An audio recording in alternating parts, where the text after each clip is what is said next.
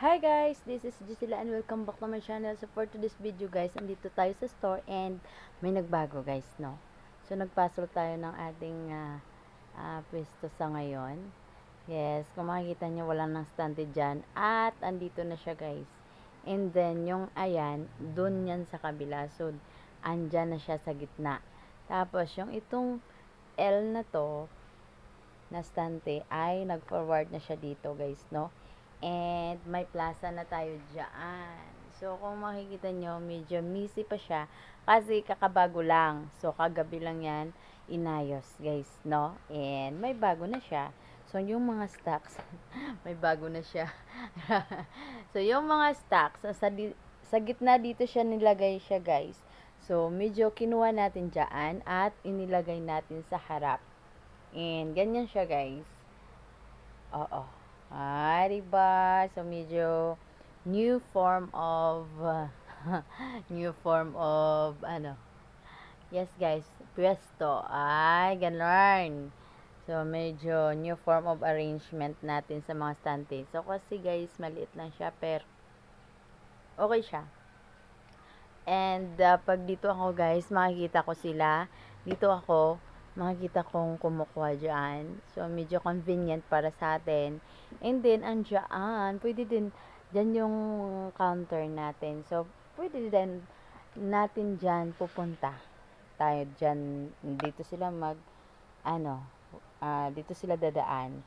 So, pwede din dyan kung dun ako. Pero, mas okay dito kung marami silang bilihin dahil dito yung ating lalagyan ng ating mga stock, bibili nila o yes dito. So napili nila na stocks, ilagay nila dito, di ba? So diyan lang ako. So makita niyo may labador pa dito. So medyo blurry, why? Yes, kasi meron akong ayan. Meron akong damit na guys, sa bahay galing tapos medyo maraming itim-itim, hindi ko alam dahil hindi siya nainitan, sobra. So, inawi ko dito at inilagay diyan, 'di ba? Bala kayo diyan. Wala namang customer sa ngayon. So, nilagay ko diyan ko muna. 'Di ba? Wala namang tao. Tayo naman wala namang mang-aaway sa atin. 'Di ba? So, yun yan guys. Medyo tour tayo ngayon.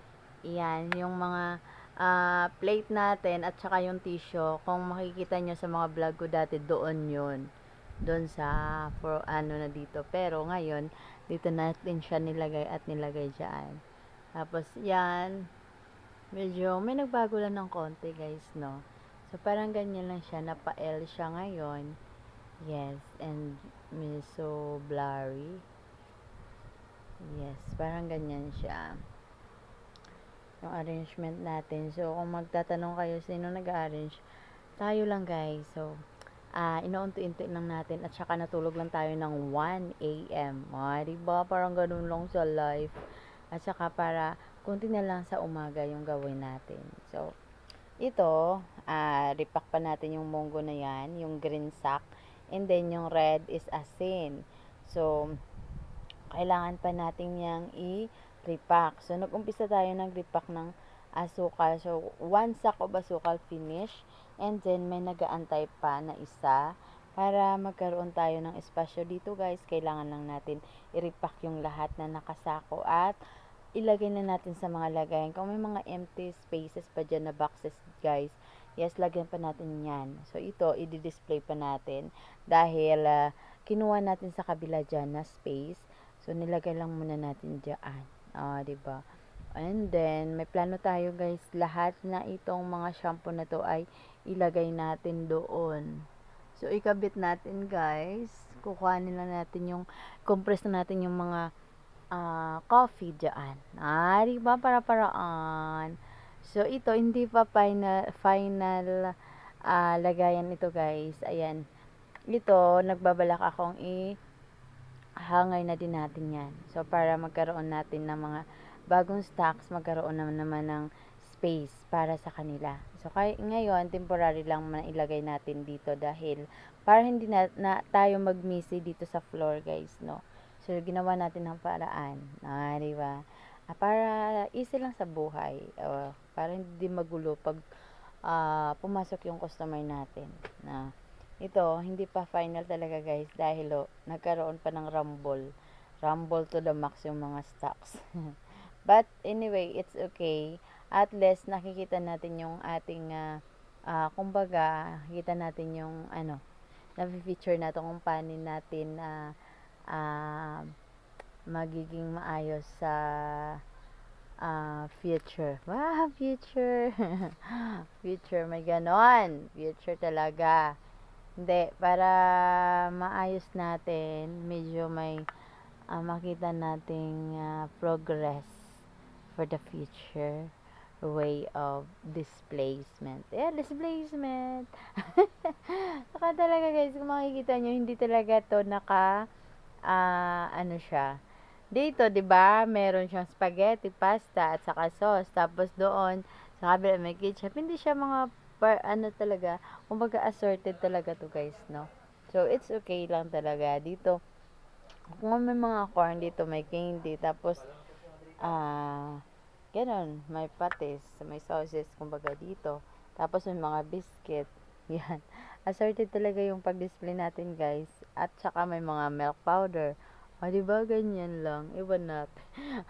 Ganyan talaga, guys, no? So, it's okay. Di naman yan, yung customer natin. Walang correction sa kanila, diba? Basta, sa pagpasok nila ay meron lang yung kanilang kailangan na bilhin. Diba? Okay na sa kanila yan. So, sa atin ganyan. Assorted din talaga. So, merong medyo nang walang laman. So, i-compress lang natin para may pasok. At, manifesting that this is the space of emptiness. So, yeah. Yes, guys. Diba? Bala ko, guys, na mag-empty siya dito. Para daw parang ground floor siya. O parang, yes, para maaliwala sa customer. Tapos, hindi sila magbabanggaan. So, anyway, hindi ko pa alam kung saan ko ilagay yan. Siguro, yung mga basket or balde dito na lang. Basta hindi ko pa, kasi kahapon lang siya talaga. Hindi ko pa na-program kung paano talaga natin mailagay ng maayos yung ating mga stocks dito, guys. Para magiging kalaparan ng buhay dito. Diba? Para maayos siya, guys, at maganda tingnan at maaliwalas, at ang customer ay hindi siya mainitan ng sobra dahil pag gitik na gitik, yes, gutok na gutok.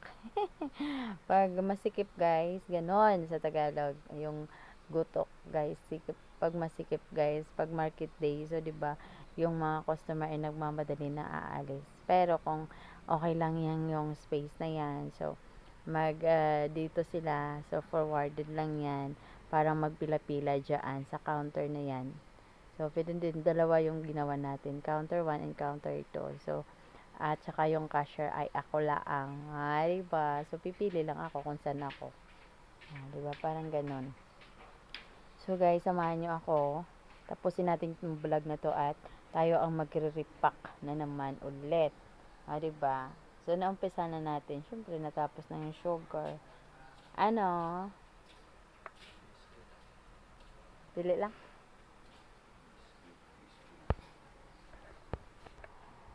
So, may customer tayo, guys, no? Back to our vlog. Diba?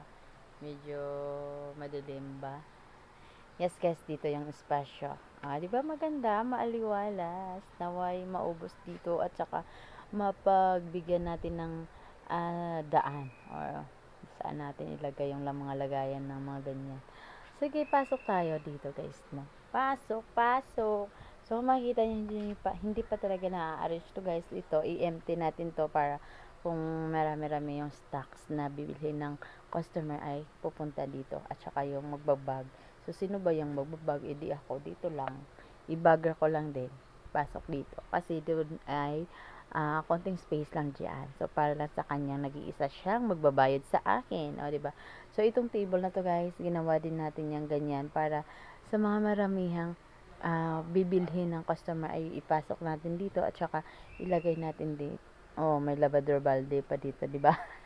Itabo. Kasi, ginagamit ko kanina. So, Hindi pa ako tapos guys, no? Pero okay lang yan. So, dinala na lang natin sa vlog na yan.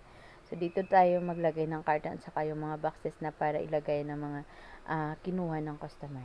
So, din tayo magsusulat. Doon tayo magsusulat. Pwede din. Diba? Basta ganon. So, dito nilagyan natin ng stocks yung stand nito. Diba? So, makikita nyo pa madali ang ano lang siya guys, display. Kaya nga, dahil sa oras ay kulang din sa oras, diba? So, matutulog din tayo kahit konti lang, 5 hours, 4 hours, okay na yon. Diba, ganyan tayo mga business, maliliit lang tayo. Kaya kailangan lang natin sipagan. So, ito yung guys, share lang natin ito guys. Kung makita nyo guys, is sobrang, ano ba to? Yung, ayan, kita nyo ba? Ito yung, yan. Nagsisipag yung mga ano langgam, maliliit siya guys, no? So, ganyan yung mga langgam dito guys, marami-rami sa dingding, sa wall. So, ipasok ko kayo sa munting ano guys, ayan. Kung makikita nyo guys, ito yung mga stante na nilalagyan natin ng mga sabon. So, wala na sila, wala na, naging empty na. So, nilagay ko na lang yung ayan. So, parang mini room ko guys. Kung makikita nyo, hindi ko pa nakuha. So, okay lang, makikita lang man doon sa labas. So, pwede na lang mag-ask sila kung bibili sila. O, ako na lang kukuha, diba?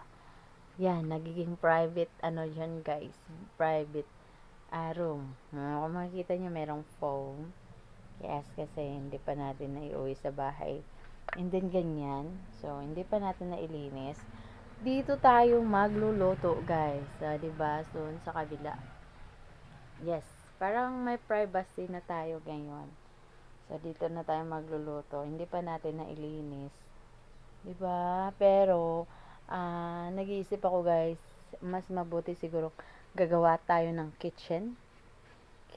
Small kitchen dito. So, makita nyo yung ating super kalan, ganun lang. So, nag-iisip pa ako guys. Sa ngayon, ganyan lang muna dahil, yun na nga. many renovation guys, meaning gawain din, diba? So, tayo lang gumagawa. So, mahirap na tayo sa kalisod guys. Mahirapan na talaga tayo. At mag-unti-unti na tayong tulog. So, guys, tayo ay natutuyo. Diba? Tulog na tulog. Ay, kakaloka talaga guys, pero kaya i-realize natin to dahil ito yung mga pangarap natin sa buhay ay maitupad natin dahil sa ating kasipagan. For the future yan. So, laging tatandaan, kailangan lang natin magsipag guys at magpupursige para sa ating kabuhayan, para sa ating kinabukasan guys. And ito lang yung daanan palabas. Yun. Makatagilid ka lang guys, no? Huwag kang paharap dahil ay hindi ka makapasok o tagilid ka lang para karaan ka muli. So, yung kung makikita nyo yan, ganyan yung langgam sa gilid. Tapos, kung masagi mo siya, kakainin ka niya. Ang sakit talaga. Ewan ko guys, saan sila galing. Diba, wala namang pagkain, pero andyan sila. Nagsisibagan kung saan sila galing. It's okay, hayaan nyo na dahil kung hindi masagi, hindi ka naman kakagatin. So, ayan. Mega love shout out to Suena family. Thank you so much. It's me, Gisela again, ang nagsasabi, hindi man tayo sikat, pero kailangan lang nating umangat. Bye! Yes, guys. Ingat po kayo palagi.